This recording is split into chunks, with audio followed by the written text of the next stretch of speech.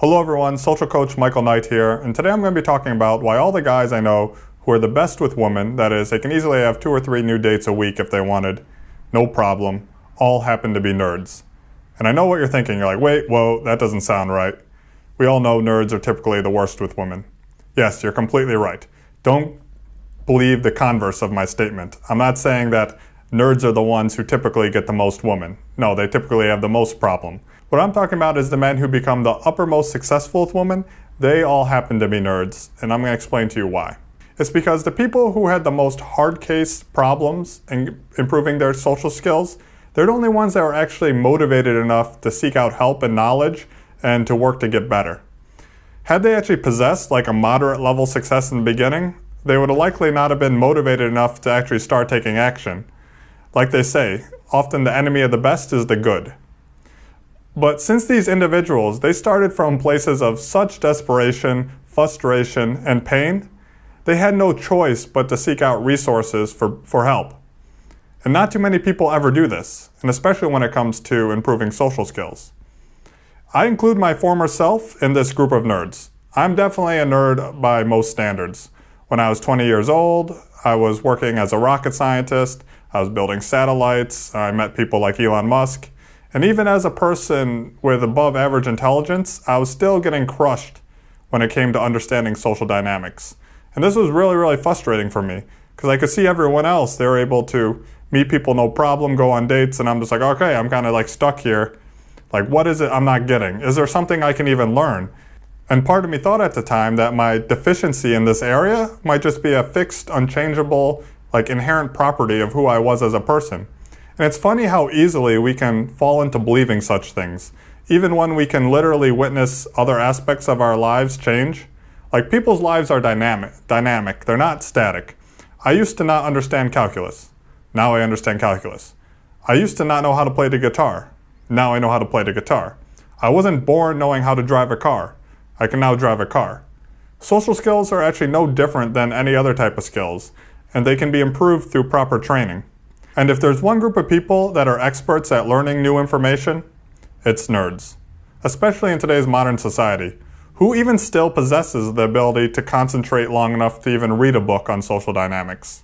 By the way, guys, since I'm an engineer and not an internet marketer with some type of gimmicky solution to try to sell you just hard facts and data from my own life, if you find this information valuable, please consider becoming a Patreon subscriber. By doing so, that's like the best metric I have to gauge how valuable people are finding the video and if it's worth my time. Plus, you'll get access to an online video course that I made and some other bonus material. Plus, it would be cool to eventually build up a community of like-minded individuals. I'm also fairly certain that the YouTube algorithm gods are not going to smile so much upon my content, since helping to create stronger men who have a sense of personal agency and who can compete more for what they want out of life, these things don't particularly trend too well in today's society. So also please remember to like and subscribe. So getting back to the topic of this video, let's first go over some of the main reasons nerds have bad social skills to begin with.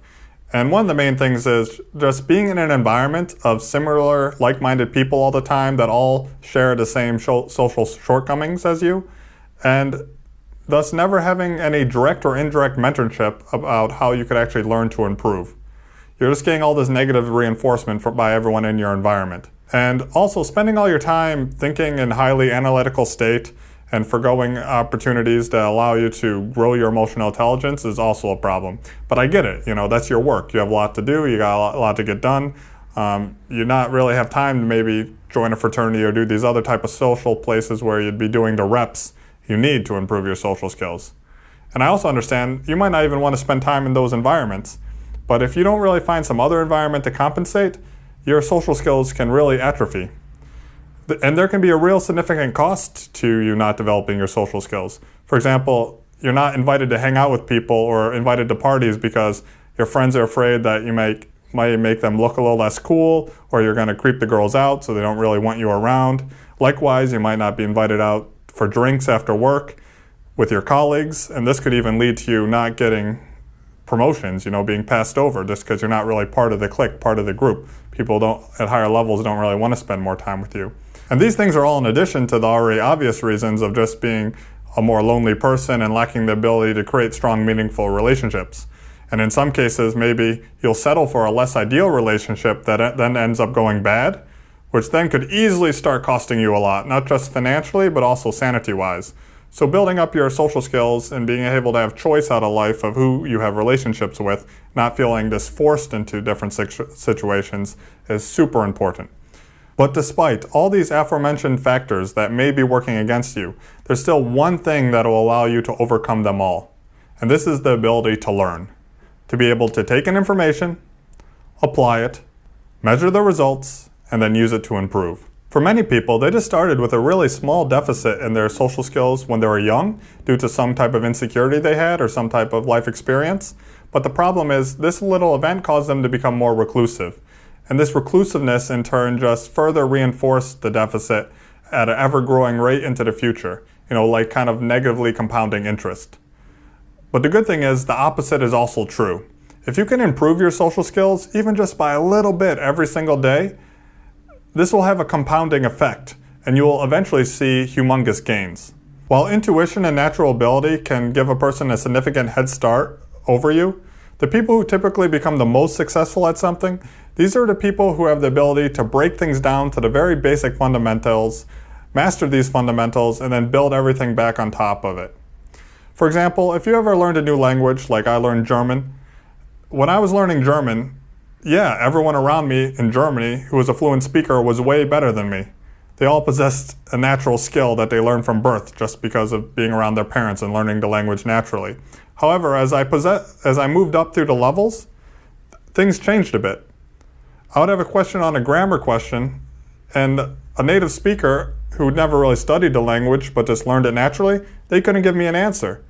The people who I ended up finding who were actually the best were the people who actually learned the language and became fluent, but did so through actually studying the fundamentals. They could tell me why one case was this word and this, how the case system worked and how different things worked, right? While a native speaker had no idea. So the people at the very, very top were actually people who never came with the natural skill, but learned it. Now, of course, there's also people who have natural skill, and on top of that, they also have training, and they may actually beat you. But here's the secret in life. So few people ever actually do the work to master something. A lot of people who start out really naturally good, they always plateau.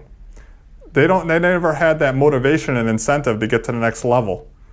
And again, that's why the nerds who were so bad at the beginning with social skills and had that incredible motivation early on, that's why they surpass others who have the natural ability. Ongoing training over time allows a person to become better in the long run than a person that relies alone on natural ability. The person who learns a skill set through constant training is always improving and will eventually overtake those who rely on natural skill alone. In the military, they have a saying, "We don't rise to the level of our expectations, we fall to the level of our training." People's confidence and social skills are often based on external factors.